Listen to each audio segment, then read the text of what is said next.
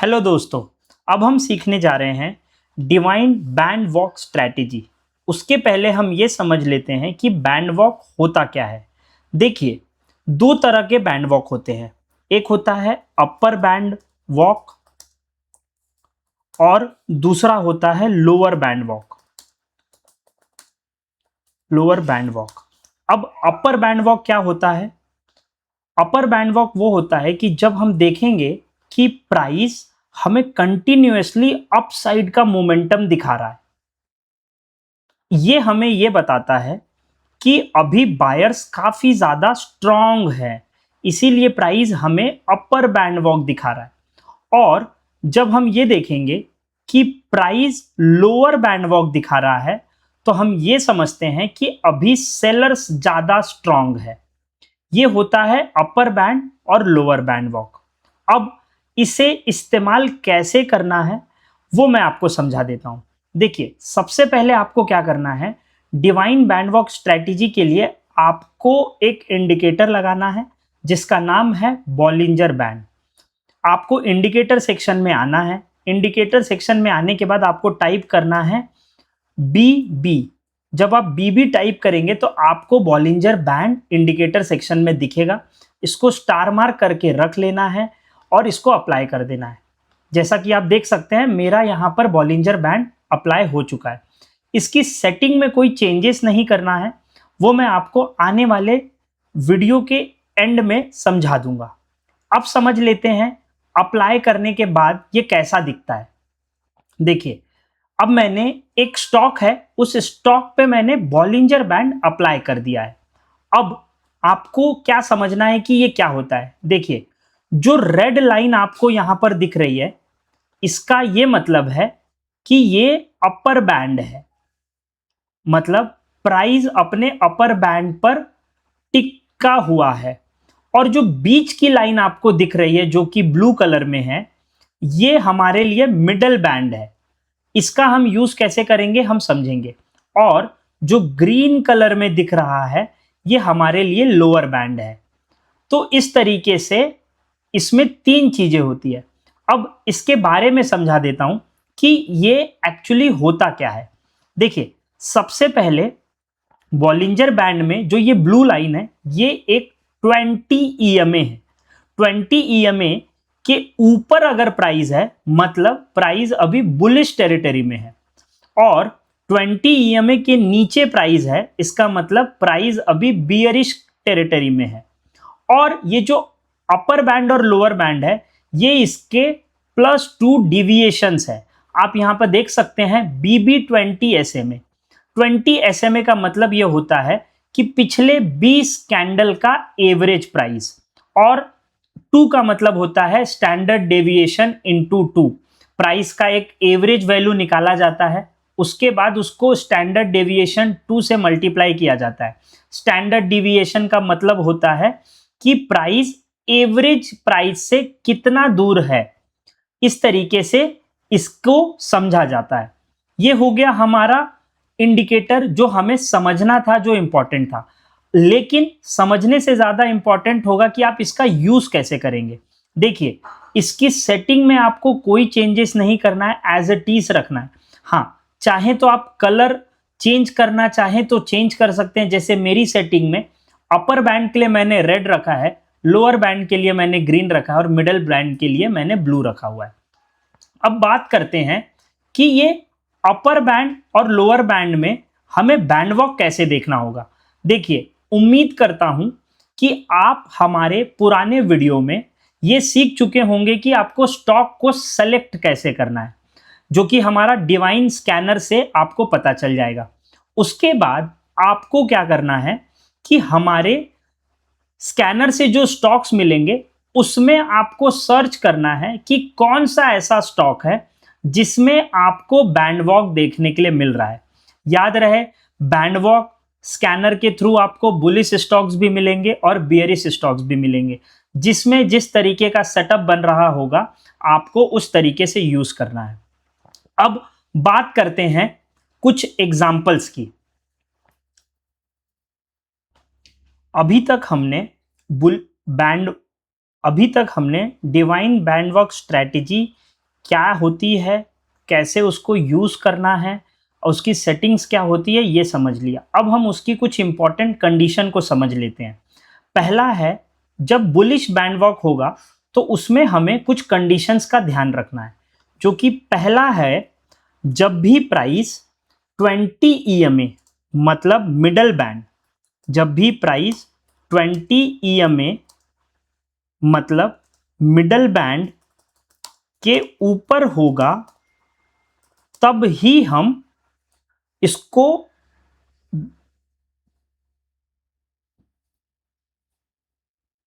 जब भी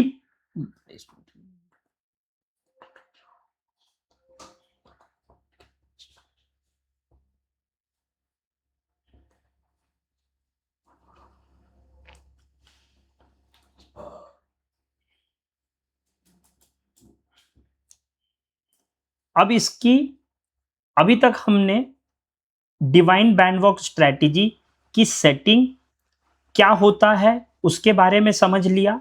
अब हम समझेंगे कि कुछ इसकी इंपॉर्टेंट कंडीशंस। इंपॉर्टेंट कंडीशन क्या है, आपको ध्यान रखना है कि जब भी बुलिश बैंड वॉक आप ऑब्जर्व कर रहे हो तो प्राइस मिडल बैंड मतलब 20 ईएमए के ऊपर होना चाहिए। दूसरी इंपॉर्टेंट कंडीशन क्या होगी कि ज्यादातर कैंडल्स अपर बैंड के पास क्लोज होना चाहिए। तीसरी चीज, जो हमारा मिडल बैंड होगा उसका जो स्लोप होगा, मिडल बैंड का जो स्लोप होगा वो ऊपर की तरफ होगा, ऊपर की तरफ होगा। और लास्ट एंड इंपॉर्टेंट, हमें ये देखना है कि जो बॉलिंजर बैंड है वो एक्सपांड हो रहा हो। इसका मतलब ये होता है कि हमें ये पता चलेगा कि वोलेटिलिटी इंक्रीज हो रही है इस पर्टिकुलर शेयर में।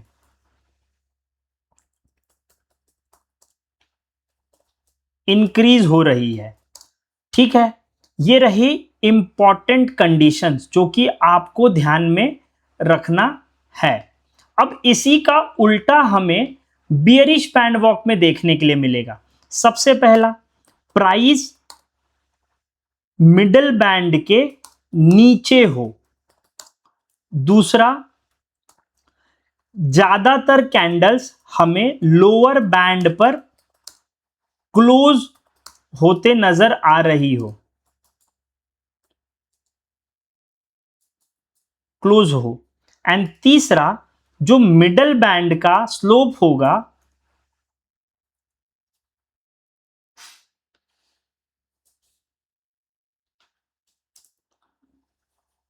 तीसरा जो मिडल बैंड का स्लोप हमें नीचे के तरफ होगा। और last and important, Bollinger band का एक्सपांशन होना चाहिए, जिससे कि हमें यह दिखे कि जब प्राइस लोअर बैंड को टच करके क्लोज हो रहा है, मतलब लोगों में पैनिक बना हुआ है और प्राइस तेजी से फॉल कर रहा है। ये रही दो इंपॉर्टेंट कंडीशंस। अब हम एंट्री को समझ लेते हैं कि लॉन्ग साइड की एंट्री किस तरीके से आपको प्लान करनी है। देखिए, एंट्री के लिए इंपॉर्टेंट कंडीशन ये होगी कि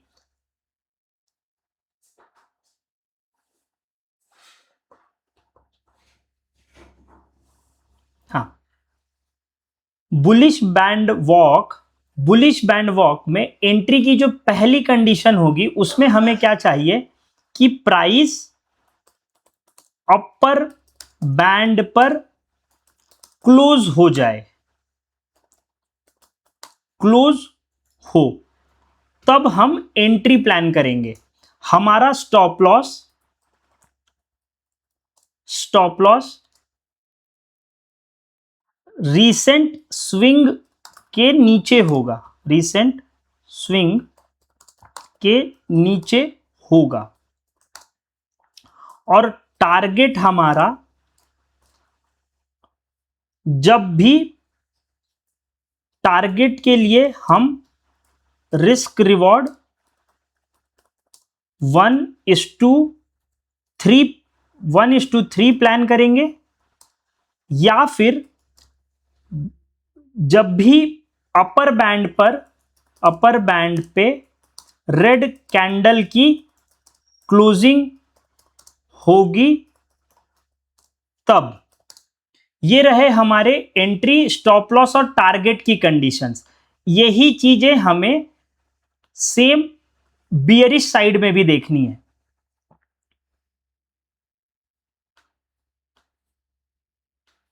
यही सेम चीजें हमें बियरिश साइड में भी देखने के लिए मिलेगी।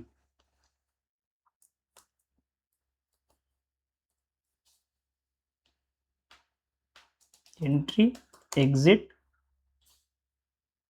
Stop loss.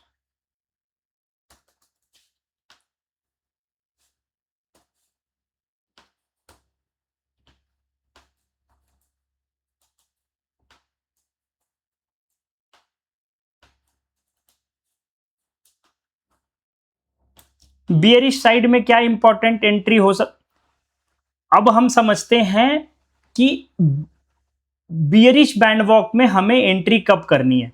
देखिए, जब भी प्राइस लोअर बैंड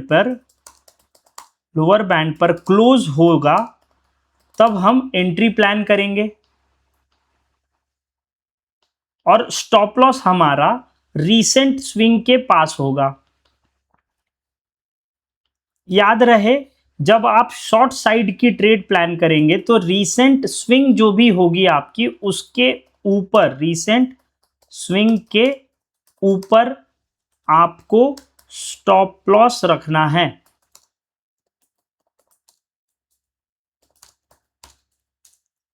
तीसरा, टारगेट 1:3 होगा, या फिर आप जब लोअर बैंड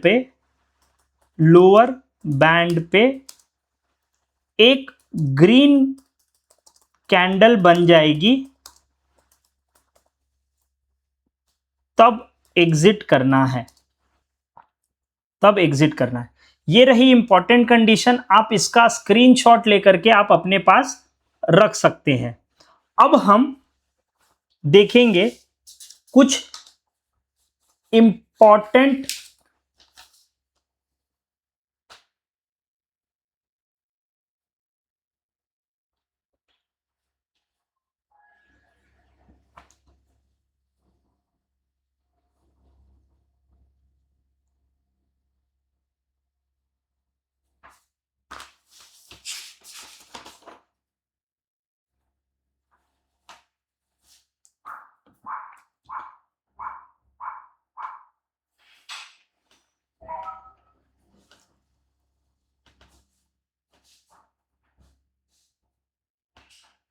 ये हमारी कुछ इंपॉर्टेंट कंडीशन रहेगी।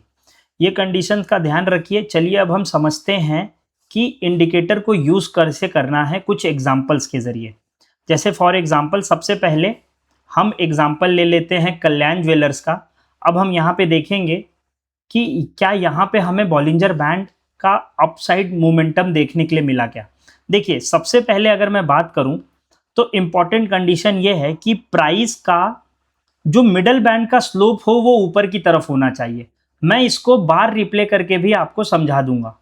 देखिए, एग्जाम्पल के लिए अब यहां पे मुझे क्या देखने मिल रहा है, पहले बैंड स्क्वीज हुआ, छोटी कैंडलें बनी, उसके बाद अगर आप देखेंगे तो एक मिडल बैंड के ऊपर ही कैंडल क्लोज होती है, जो कि अपर बैंड के ऊपर भी क्लोज हो जाती है। तो मुझे एंट्री यहां प्लान करना है, मेरा स्टॉप लॉस रीसेंट स्विंग होगा। अब इसके बाद मुझे यह देखना है कि कब मेरी एग्जिट होगा। देखिए, अब आगे अगर आप देखेंगे कि कंटिन्यू प्राइस बैंड के ऊपर ही ट्रेड कर रहा था और मुझे एक रेड कैंडल अब यहां जाकर के मिली और यहां पर मेरी एग्जिट होगी, मेरा स्टॉप लॉस ये होगा। अगर मैं रिस्क रिवॉर्ड कैलकुलेट करूं तो लगभग अगर आप देखेंगे कि मैंने इजीली 1:2 का रिस्क रिवॉर्ड कैप्चर किया है। तो इस तरीके से आपको बुलिश बैंड वॉक देखने के लिए मिल रहा है। देखिए इसी एग्जांपल में हम ये भी देखेंगे कि बेयरिश बैंड वॉक कैसे हुआ। देखिए यहाँ पे कैंडल ने बैंड वॉक कब बताया, हमें एंट्री कब दिया, 19 जनवरी 2026 को। ये कल्याण ज्वेलर्स का स्टॉक है। यहाँ पे हमें लोअर बैंड पर क्लोजिंग मिली, रिसेंट स्विंग्स हमारी काफी ऊपर थी और कंटिन्यू प्राइस लोअर बैंड पर ही ट्रेड करते रह गया। फिर इस कंसोलिडेशन पे हमें एग्जिट कर देना है। अब देख लेते हैं दूसरा एग्जांपल। अगर मैं टीवीएस मोटर की बात करूं तो रिसेंटली में हमने एक अच्छा अपमूव देखा। देखिए मिडल बैंड का स्लोप अपसाइड था और प्राइस ने उसके ऊपर क्लोजिंग भी दे दी। उसके बाद हमें कंटिन्यूएशन देखने मिला। तो हम क्या देखेंगे कि कंटिन्यूअस बॉलिंजर बैंड के ऊपर जब तक कैंडल क्लोज होती रहेगी हम उसमें पार्टिसिपेट करेंगे। हमारा स्टॉप लॉस एक रिसेंट स्विंग के पास होगा। तीसरा अगर बात करें, जैसे ये जीएनजी का स्टॉक है जिसमें हमें रिसेंटली में एक अच्छा मोमेंटम देखने के लिए मिला। यहाँ पर हमारी एंट्री ट्रिगर हुई। एंट्री ट्रिगर होने के बाद अगर आप देखेंगे तो हमने स्टॉप लॉस यहाँ पर रखा। उसके बाद कंटिन्यू हमें वन वे मोमेंटम और पहली रेड कैंडल जो हमारे बॉलिंजर बैंड के अंदर क्लोज हुई वो लगभग यहाँ पर हुई। तो इस तरीके से आप अप साइड के लिए Bollinger band, bullish Bollinger band का इस्तेमाल कर सकते हैं। बात करते हैं डाउन साइड के लिए। देखिए यहां पर एक और एग्जांपल है हमारे लिए अपसाइड के लिए। लोअर बैंड से टच होके प्राइस ने हमें यहां पर क्लोजिंग दी, उसके बाद एक पुल बैक देखने मिला। तो इस क्लोजिंग पे आपकी एंट्री हो जाएगी। या तो आप अपना स्टॉप लॉस मिडल बैंड पर रख सकते हैं या फिर रीसेंट स्विंग पे रख सकते हैं। उसके बाद आप देखेंगे कंटिन्यू हर एक कैंडल ने अपर बैंड को टच करके ऊपर की तरफ गए। अब तो इस तरीके से आप पार्टिसिपेटेड। अब हम थोड़ा डाउन साइड का एग्जांपल देख लेते हैं। देखिए रिसेंटली में हमने ये देखा था कि आईटी में सेल ऑफ था। तो आपको क्या करना है, जैसे ही कोई कैंडल लोअर बॉलिंजर बैंड पे क्लोज हो जाए और आप ये देखिए कि जो मिडल बैंड है उसका भी स्लोप हमें डाउन साइड की तरफ दिख रहा है, तो यहां से हमारी एंट्री होगी। स्टॉप लॉस हम रिसेंट स्विंग पे रखेंगे और प्राइस ने कंटिन्यू वन वे मोमेंटम दिया। ना ही अभी हमारा स्टॉप लॉस ट्रिगर हुआ और प्राइस अभी भी डाउन साइड के मोमेंटम में बना हुआ है। ये हो रही बात एक स्टॉक केपीआईटी की। दूसरा देखते हैं पीआई इंडस्ट्री। देखिए यहां पर भी हमने क्या देखा कि कंटिन्यू प्राइस लोअर बैंड को टच होकर के नीचे की तरफ कंटिन्यूएशन दिखा रहा है। यहां पे भी आप देख सकते हैं। तो इस तरीके के स्टॉक्स को आप पार्टिसिपेट कर सकते हैं। एमआरपीएल, देखिए एमआरपीएल में हमने काफी अच्छा मोमेंटम देखा था रिसेंटली में। यहां से आप देखेंगे कंटिन्यू वन वे मोमेंटम हमें देखने के लिए मिला। उसके बाद एक रेड कैंडल आई जो हमारे अपर बैंड के ऊपर क्लोज हो गई। दूसरा स्टॉक देख लेते हैं श्रीराम फाइनेंस। देखिए श्रीराम फाइनेंस में अभी हमने रिसेंटली में फिर से एक अच्छा अप मोमेंटम देखा।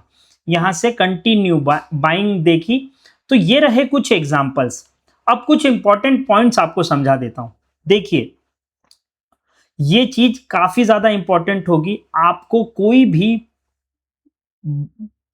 कोई भी बुलिश टेरिटरी में जब भी प्राइस ट्रेड कर रहा हो और सिर्फ बॉलिंजर बैंड के ऊपर क्लोज हो जाए, सिर्फ आपको यही नहीं देखना है।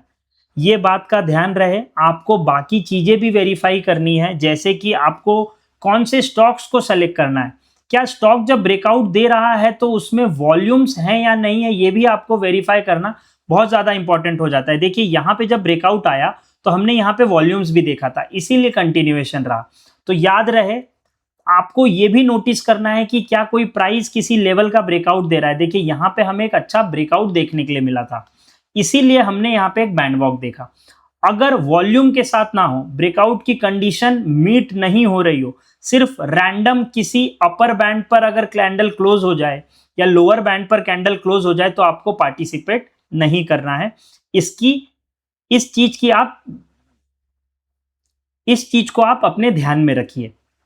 दूसरी चीज यह है कि हर एक स्टॉक को आपको नहीं देखना है कि इसमें बॉलिंजर बैंड हो रहा है या फिर इसमें बुलिश बैंड वॉक हो रहा है या बियरिश बैंड वॉक हो रहा है। ठीक है, आपको सबसे पहले स्टॉक सेलेक्ट करना है, उसमें अपना प्राइस एक्शन लगाना है, फिर उसमें आपको ये स्ट्रैटेजी लगानी है कि किस स्टॉक में डिवाइन बैंड वॉक हो रहा है, तब जाकर के आपको एंट्री और एग्जिट प्लान करना है।